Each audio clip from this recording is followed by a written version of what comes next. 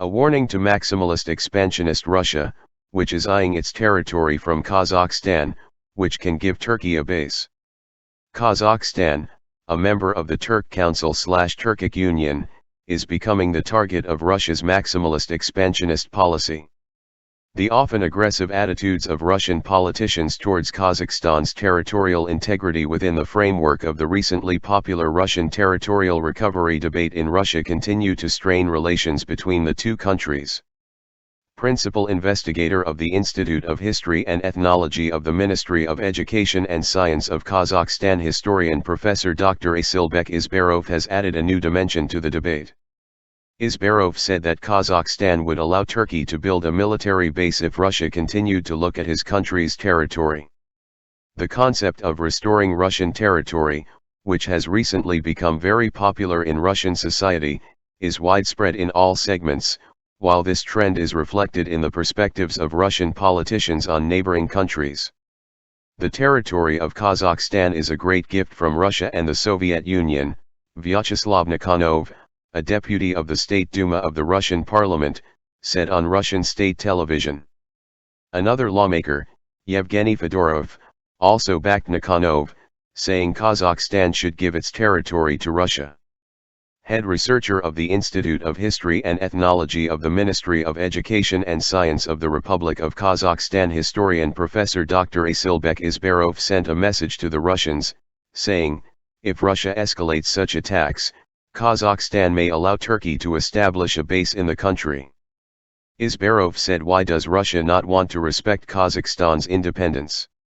The first attacks on the necessity of granting the northern regions of Kazakhstan to Russia, in 1990, Alexander Solzhenitsyn said, how can we equip Russia? It started with his article. Then this door led to other politicians who decided to take advantage of this cheap show, but for some reason the theme of reclaiming Russian territory, which was very popular in Russian society, became widespread. This cheap rhetoric has been embraced by other politicians close to the government, especially Vladimir Wolfovich Zhirinovsky, leader of the Liberal Democratic Party of Russia. In addition to the issue of disputes over the northern regions of Kazakhstan, Zhirinovsky has repeatedly spoken out for the full invasion of Ukraine, Belarus, Moldova, and other countries. As we have seen, this is a cheap issue, it stands out from time to time, and many politicians on this issue simply score points and repeat cheap popularity.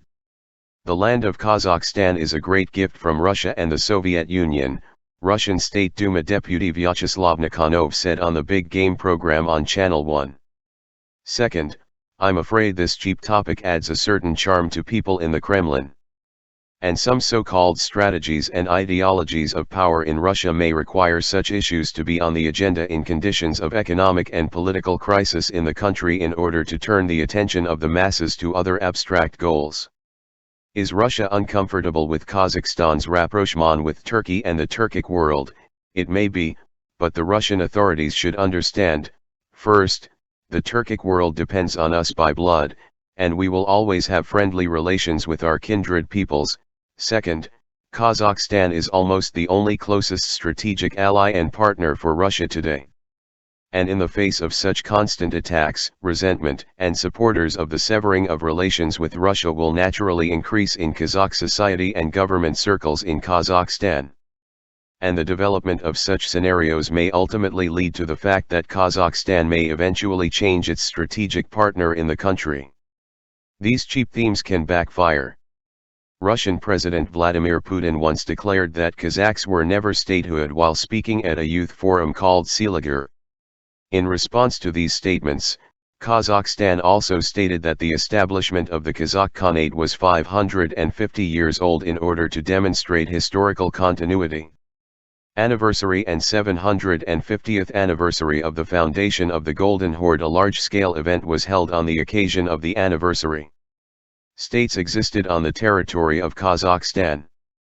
The then president of Kazakhstan N. Nazarbayev also said in an interview with Kabar TV channel that Astana will never be part of organizations that pose a threat to Kazakhstan's independence and that Kazakhstan has the right to reject membership in the Eurasian Economic Union. They must remember that, too. Third, Kazakhstan had and still has allies. They are ready to stand by Kazakhstan if necessary. These are both peoples who are related to the Kazakhs and peoples who are close to the Kazakhs by faith. Fourth, as recent events in Kazakhstan have shown, the Kazakhs are ready to withstand anything, including hunger, but the concepts of earth and kinship are sacred to them, and this can deeply shake the Kazakh people. Fifth, Russia has military bases in Kazakhstan, and in the face of an increase in these attacks, Kazakhstan can also deploy military facilities of other countries, such as Turkey, in its country. And this is quite realistic and can be realized in modern conditions and in terms of strengthening family relations with Turkey. It is not in vain that the opinion on the creation of a united Turkish military army is on the agenda today. Nikhanov's statements about Kazakhstan caused a great public reaction, and many Kazakhs cursed Nikhanov. Alexander Komarov, charge d'affaires of the Russian Federation of Kazakhstan, was invited to the Ministry of Foreign Affairs of Kazakhstan, and the Ministry of Foreign Affairs presented him with a state note on the situation, Asilbek Izbarov said. The worst part is that the Russian authorities allow such statements by lawmakers, causing the collapse of mutual friendly relations. In my opinion, this statement should be considered in a broad context, that is, in connection with China, Russia, the US triangle and Kazakhstan's geopolitical role in this process. Today, when Democrats led by Joe Biden came to power in the United States, Nikhanov's statement was a move by Russian politicians to once again remind Kazakhstan of who is strong in the region. An attempt to push us to choose one of the parties. This is disrespectful and unpleasant. In the context of deteriorating relations between Russia and US, Russia will, as expected, seek to exert pressure on the periphery of areas in Ukraine along the Transnistria line, particularly disputed along the Crimea line. We can also add the Caucasus to this list. And all this will naturally be reflected in Russia's position as similar statements by lawmakers such as Nikhanov. But still, for those who start such a game, the opposite reaction can also occur. No one should forget that